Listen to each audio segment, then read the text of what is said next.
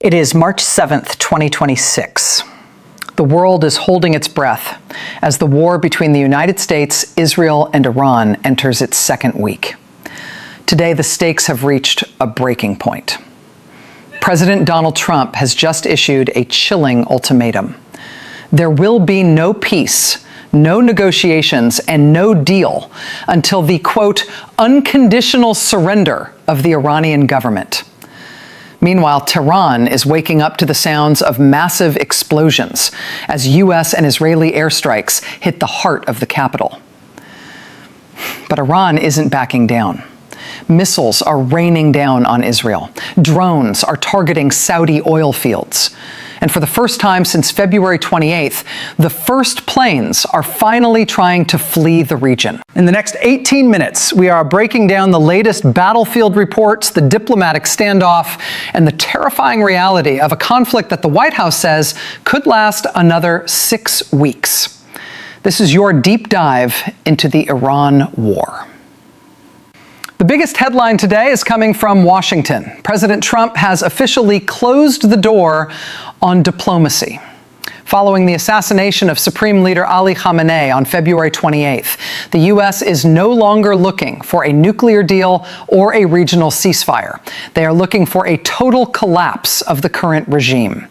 Trump's demand for unconditional surrender is a term we haven't heard used by a U.S. president in this context since World War II.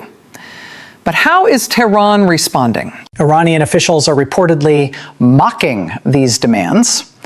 Abbas Aslani, a senior fellow in Tehran, tells Al Jazeera that the Iranian leadership is signaling continuity, not collapse.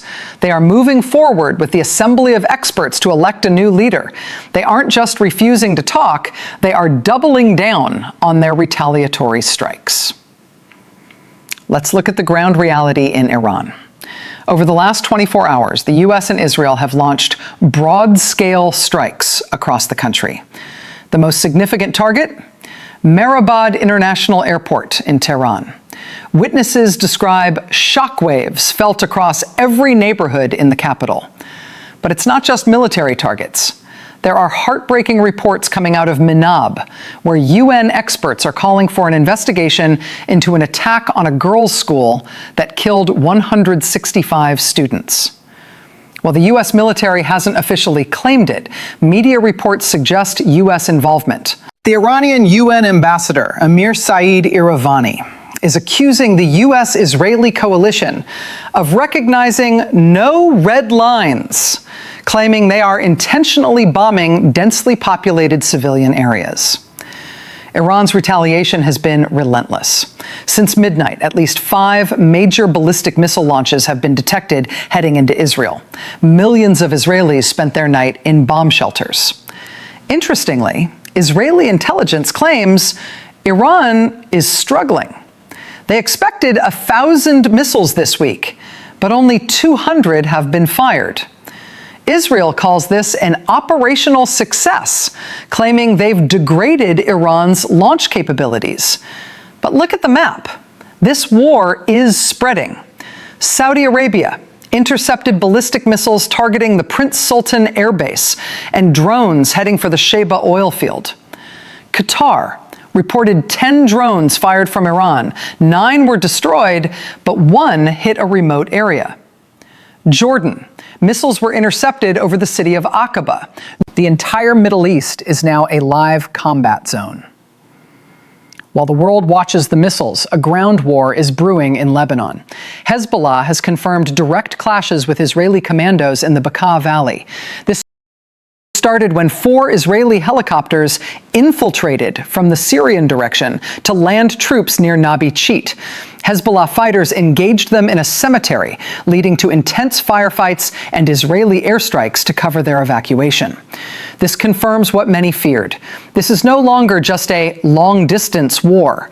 Ground incursions are now a reality. The economic and humanitarian ripples are massive. Today, the first commercial flight since the war began, a Qatar Airways A380, departed Doha for London. Qatar has partially reopened its airspace, but only for stranded passengers and medical emergencies. This isn't a return to normalcy, it's a desperate evacuation. Meanwhile, the global economy is reeling, with drones targeting Saudi oil fields and debris falling over Dubai's financial districts. The Trump-rattled global economy is on the brink. And then there's Pakistan. With 900 kilometers of border with Iran and millions of citizens working in Saudi Arabia, Islamabad is caught in an impossible position. If they are pulled in, we are looking at a nuclear-armed neighbor joining a regional inferno. White House Press Secretary Caroline Leavitt says the U.S. expects this to last 4 to 6 weeks. But as we've seen in history, wars are easy to start and nearly impossible to end on a schedule.